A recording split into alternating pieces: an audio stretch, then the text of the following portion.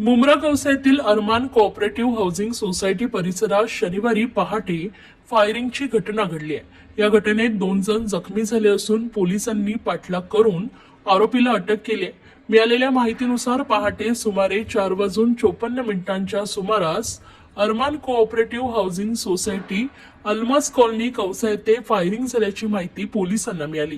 त्यानुसार बीट क्रमांक 3चे beat marshal काही मिनिटात घटनास्थळी पोहोचले।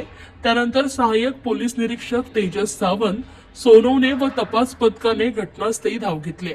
ही घटना नदीम मोइनुद्दीन खान उर्फ बाबा खान यांच्या घराबाहेर घडली।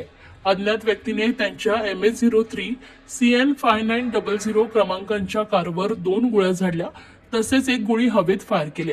दरम्यान पोलिसांना मिळालेल्या गुप्त माहितीच्या आधारे आचार गल्ली येथील भंगार गोदामाजवळ आरोपी लपल्याचं समजले। पोलीस पथक तेथे पोहोचताच आरोपीने 2 पिस्टलमधून पोलिसांच्या दिशेने गोळीबार सुरू केलाय। त्यानंतर आरोपी पळत गेला व पुन्हा फायरिंग करत राहिलाय। पोलिसांनी पाठलाग करत आरोपीला पकडण्याचा प्रयत्न केला असता त्याने मागे वळून केलेल्या फायरिंगमध्ये 2 जण जखमी झालेत। जखमींना तातडीने काळसेकर रुग्णालयात दाखल करण्यात आले। शेवटी पोलिसांनी पाठलाग करून आरोपीला पकडण्यात यश मिळवले। आरोपीच्या ताब्यातून 2 पिस्टल, 4 जिवंत काडतुसे आणि 4 मॅगझिन जप्त करण्यात आले।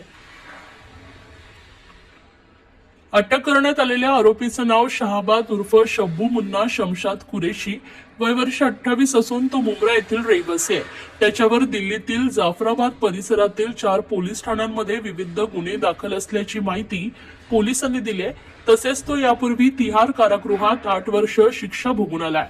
या घटनेतील आणखीन एका संशयित साथीदाराचा पोलीस शोध घेत आहेत। दरम्यान नदीम खान यांच्या घरासमोर पोलीस बंदोबस्त तैनात करण्यात आला असून परिसरातील परिस्थिती सध्या नियंत्रणात असल्याची माहिती पोलिसांनी दिली आहे।